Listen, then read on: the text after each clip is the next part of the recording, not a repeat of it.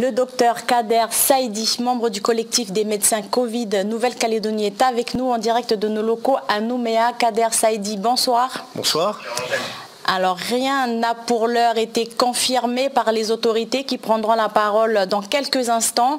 Alors cependant, il se pourrait que plusieurs cas de Covid-19 aient été détectés. Avez-vous eu des informations de sources sûres et si oui, que pouvez-vous nous dire ce soir ? Alors il semblerait effectivement qu'il y ait des tests positifs au Covid-19 ce soir. Il faut tout d'abord dire que ce n'est pas une surprise. On savait que ça allait arriver. La question était de savoir quand. Écoutez, c'est aujourd'hui. Donc il y a 2 tests, je pense, qui sont positifs ce soir, à confirmer encore, parce que je n'ai pas de source officielle. Donc je vous parle juste en mon nom. Et donc cela veut dire que c'est probablement du variant Delta qui s'est introduit, puisque le variant Delta est majoritaire sur la planète, comme on le sait. Et donc le gouvernement va probablement annoncer des mesures pour freiner la transmissibilité de ce variant. Vous savez qu'il est extrêmement transmissible et on a l'exemple tahitien où du moment où il est rentré et 5 semaines après, on avait une faillite du système de santé. On va essayer de tout faire pour éviter le scénario tahitien. Et donc on attend les mesures qui seront probablement des mesures de restriction fortes annoncées ce soir. On parle de cas détectés hors sas sanitaire. Alors comment cela peut-il être possible ? On le dit depuis le début, le sas sanitaire, il n'est pas infaillible. Tous les pays qui sont Covid-free ont eu des pénétrations de leur sas sanitaire parce que le Covid-19 a eu plusieurs variants. Ces variants sont de plus en plus transmissibles. La pression augmente au niveau de notre sas sanitaire. Il y a des failles dans tous les sas. Personne n'est parfait. Il faut être humble, il faut être un petit peu humain. On l'a dit, on l'a répété. Le virus rentrera. Il est rentré aujourd'hui. Ce n'est pas une surprise. Donc on est prêt. On est prêt à affronter ce scénario puisqu'on l'avait prévu. Donc là, le but, ça va être de faire un freinage fort pour éviter cette transmission du virus et il va falloir aussi assurer 2 autres volets qui sont très importants au-delà de la sécurité sanitaire. Il faudra aussi assurer la continuité d'activité économique au mieux et également la continuité pédagogique. Donc il y a 3 enjeux à mettre en œuvre pour pouvoir affronter cette crise qui s'annonce devant nous. Alors vous l'avez dit, il pourrait s'agir du variant Delta. Si cela est confirmé, à quoi faut-il s'attendre ? Tout va dépendre un petit peu de la capacité qu'on a d'identifier la chaîne de contact, en sachant qu'avec le variant Delta, c'est beaucoup plus difficile parce qu'il est très transmissible, et de savoir le délai que l'on a mis pour détecter ces cas. Donc ça, ce sont les directions des affaires sanitaires et les directions qui sont concernées qui vont nous dire si de remonter la traçabilité est possible.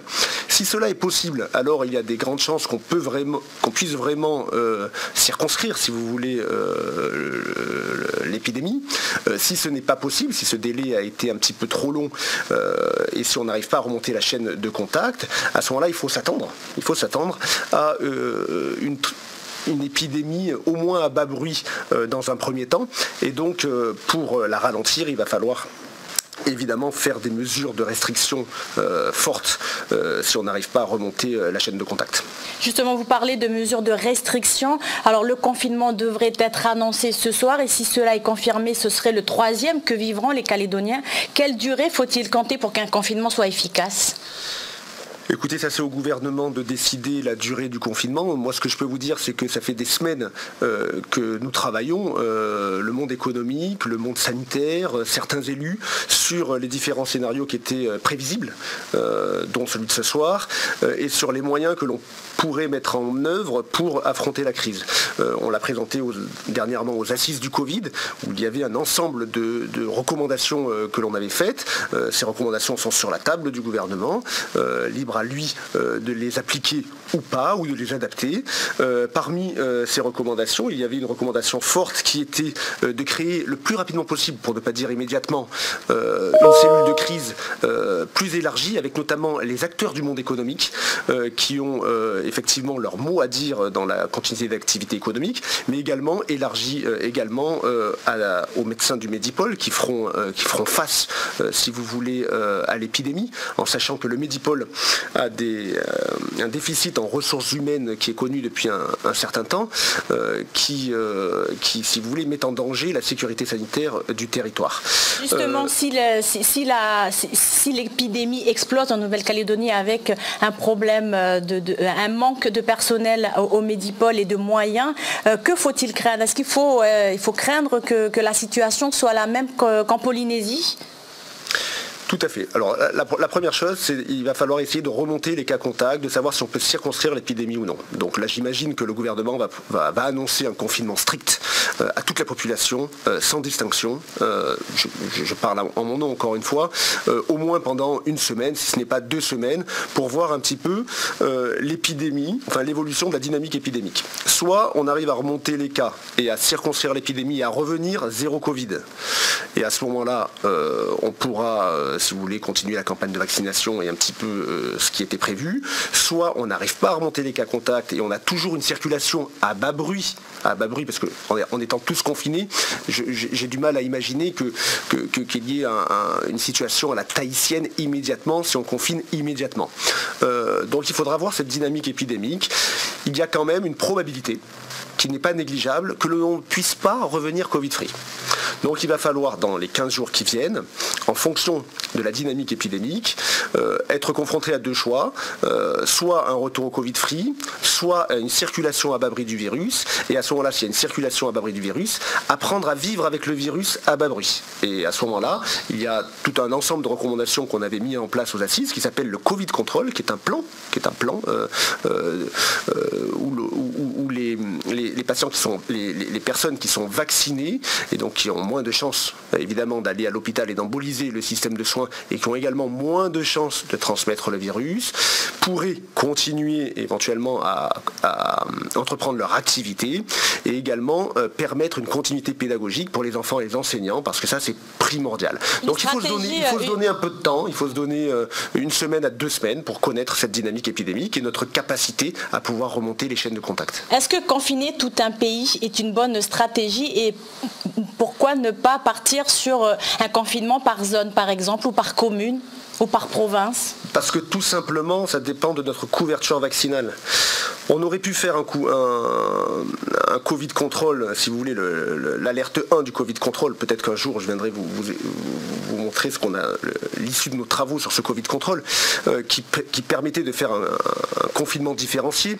Le problème, c'est notre couverture vaccinale qui est extrêmement faible. On est à 30%, aux alentours de 30% de couverture vaccinale. Donc il y a un risque entre la couverture vaccinale qui est faible et entre le Medipol qui a des déficits en ressources humaines et une difficulté à recevoir un flot de malades trop important, compte tenu de notre vulnérabilité également des patients calédoniens. Je ne pense pas que ce soit raisonnable dès maintenant de faire un confinement différencié, même si c'est quelque chose que l'on aurait souhaité, nous, depuis le début. C'est justement d'anticiper cette introduction du virus et d'augmenter la couverture vaccinale pour pouvoir faire des choses un peu différenciées et permettre une continuité d'activité économique, mais surtout pédagogique. Malheureusement, aujourd'hui, notre couverture vaccinale est trop faible. C'est pas faute d'avoir alerté, d'avoir dit. Justement, 26% de la population calédonienne est vaccinée malgré la situation catastrophique en Polynésie. Beaucoup refusent de se faire vacciner par peur des effets secondaires. Pour l'heure, rien ne confirme que ces cas que l'on a détectés aujourd'hui sont des variants Delta. Mais ce soir, beaucoup doivent se poser cette question. Le vaccin contre la Covid-19 est-il efficace contre ce variant Delta?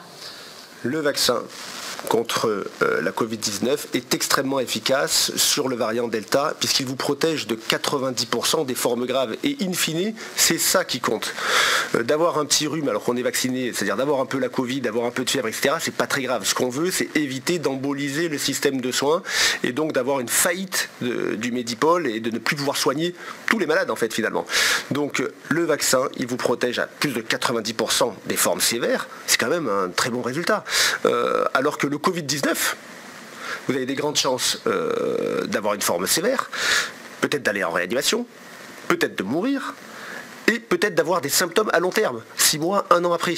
Donc si vous voulez, entre le risque de contracter le Covid et le risque des effets secondaires qui sont minimes du vaccin, qui sont à court terme et qui sont dans leur quasi-totalité résolutifs, pour moi, il n'y a pas de match, c'est le vaccin. Alors, docteur Kader Saïdi, nous sommes en direct sur nos réseaux sociaux et nous invitons les Calédoniens justement à vous poser des questions. En attendant, j'ai une autre question pour vous. Alors, comment convaincre les Calédoniens de se faire vacciner ce soir? Beaucoup vont penser que cette annonce de Covid-19, de cas détectés aujourd'hui, est une incitation à se faire vacciner. Comment leur dire d'aller se faire vacciner? Comment convaincre les Calédoniens? Si les Calédoniens ne se vaccinent pas, il faut atteindre 80% de vaccinés. S'ils ne se vaccinent pas, le virus va rentrer, il est rentré aujourd'hui et donc il nous menace. On est obligé de se confiner. Donc vous imaginez les répercussions économiques, les répercussions sur les enfants, les répercussions sont immenses. Donc déjà vaccinez-vous pour protéger un petit peu notre pays. Mais surtout vaccinez-vous, pour votre santé. À n'importe quel âge, dès que vous pouvez vous faire vacciner, vaccinez-vous. Parce que finalement c'est de votre santé qu'il s'agit. Comment les pousser à se faire vacciner? Moi je leur dis, regardez ce qui se passe autour de nous, regardez ce qui se passe aux Antilles, regardez ce qui se passe à Tahiti, ce ne sont pas des fake news, c'est la vraie vie, c'est la réalité. Le système de soins est en faillite, il y a des morts tous les jours à cause de la Covid-19. On peut encore éviter le scénario tahitien, on peut encore le faire. Alors on dit toujours on peut encore sauver les meubles. Bon là j'ai envie de vous dire, on est un peu acculé, hein. C'est peut-être notre dernière chance. On va probablement prendre des mesures strictes, c'est le gouvernement qui les prendra. Maintenant, aux Calédoniens d'être responsables, parce qu'il ne suffit pas d'avoir légiféré sur l'obligation vaccinale. On ne va pas aller forcer les gens à se faire vacciner. C'est à eux d'être responsables et de se vacciner pour leur santé et pour le pays, parce que sinon ça sera la faillite du pays. Donc oui, j'ai envie de dire, vaccinez-vous et n'écoutez pas les personnes qui vous disent des mensonges en disant que le vaccin n'est pas sûr, que le vaccin provoque des variants, que le vaccin provoque je sais pas. Alors, nombreux professionnels de santé évoquent l'existence de traitements. Ils ne sont pas nombreux. Ils font beaucoup de bruit. Alors, ils font du bruit, hein, mais ils ne sont pas nombreux. Alors, malgré ça, ils évoquent l'existence de traitements. Alors, existe-t-il des médicaments, des traitements contre la Covid-19 ? Non, il n'existe pas à ce jour de traitement contre la Covid-19. Par contre, il existe des milliers d'essais cliniques de traitement contre la Covid-19. Et à ce jour, il n'y a aucun traitement qui n'a prouvé son efficacité. Donc la recherche clinique mondiale, internationale, continue à faire des essais cliniques sur des traitements, mais à ce jour, il n'y en a aucun qui n'a montré son efficacité. Mais il y en aura peut-être un dans 3 mois, 6 mois. D'anticorps monoclonaux. De le prendre, hein. Et que penser des traitements à base d'anticorps monoclonaux qui seraient déjà utilisés dans des hôpitaux en France ? Mais vous savez, le prix des anticorps monoclonaux, l'utilisation, c'est quasiment impossible à mettre en place. Effectivement, il peut y avoir ça peut avoir un bénéfice sur certains malades, mais à mettre en place à grande échelle, sur une échelle territoriale, en pleine épidémie, c'est quasiment impossible. Serait efficace. Pardon, j'ai pas entendu. Est-ce qu'ils seraient efficaces, ces traitements ? Oui, les traitements anticorps monoclonaux entraînent une amélioration de certaines formes graves, mais comme je vous dis, là on parle de traitements extrêmement onéreux, difficilement accessibles, donc on n'est pas en capacité de mettre en place ces traitements à grande échelle. On a un vaccin qui est pas cher, j'allais même dire qui est gratuit puisqu'il est offert par la métropole, en grande quantité, accessible à tous, sûr, efficace. Pourquoi vous allez chercher des solutions extrêmement compliquées ? Alors une autre question, cette fois-ci d'un internaute. Est-ce que vous m'entendez très bien ? Pardon. Vous m'entendez bien ? Moi, je vous entends. Hein. Alors, nous avons une question d'un internaute qui nous demande de vous poser la question sur ce cas qui a été détecté aujourd'hui. Semblerait avoir été hospitalisé depuis vendredi. Moi, je n'ai pas d'informations sur les cas positifs. C'est une question d'une internaute. Alors je poursuis. Alors le vaccin reste-t-il effectivement le seul moyen de ne pas développer une forme grave du Covid-19 ? Oui, à ce jour, c'est le seul moyen d'éviter une forme grave du Covid-19. Et une chose très importante, c'est que les Calédoniens qui vont être responsables et aller se faire vacciner demain, Il faut savoir qu'entre le moment où ils ont la première injection de vaccin et le moment où ils vont être protégés contre le Covid-19, il va y avoir un délai de 5 semaines minimum. Donc pendant ces 5 semaines où on a un risque là épidémique, il faudra bien qu'ils se protègent, restent confinés, les gestes barrières et toutes les mesures de distanciation sociale. Donc vous voyez, on a un délai entre la première injection et la protection qui fait que, c'est pour ça que je vous disais, on est un peu au pied du mur, c'est-à-dire que là on a, oui, il faut dire les choses, on a un petit temps de retard puisqu'on n'est que vacciné à 30% et qu'on sait qu'à partir de 60% seulement, on commence à avoir moins de pression sur les systèmes hospitaliers. Donc là, il faudrait doubler en moins d'un mois le nombre de vaccinés. Et ce nombre de vaccinés qui va être protégé ne sera protégé qu'un mois après. Donc on a un délai incompressible. C'est pour ça qu'il va falloir que le gouvernement planche sur une stratégie que l'on avait proposée lors des assises, qui est l'ouverture de la vaccination 7 jours sur 7 à compter le plus rapidement possible, parce que le virus, lui, il ne prend pas de vacances, hein, il ne prend pas de week-end, il ne se repose pas le samedi ou le dimanche. Donc nous, on doit vacciner tous les jours, 7 jours sur 7, et éventuellement avec rendez-vous, mais également sans rendez-vous. Aucun Calédonien ne devrait attendre pour prendre un rendez-vous de vaccination. Une dernière question, docteur, avant de nous quitter. Quelle est la capacité du Medipôle aujourd'hui si une épidémie venait à se développer ? La capacité en termes de lits de réanimation, elle est de 49 lits, donc ce qui est une capacité complètement satisfaisante.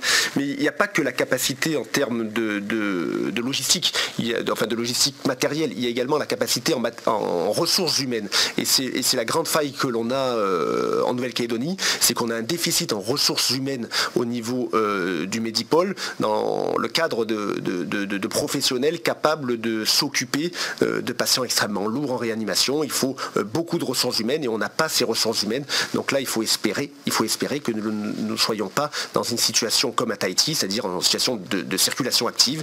Il faut absolument être retourné en Covid-free ou, au pire, rester avec une circulation à bas bruit, avec une vaccination très intensive en parallèle. Docteur Kader Saïdi, membre du collectif des médecins Covid de Nouvelle-Calédonie, merci d'avoir répondu à nos questions ce soir. Merci à vous.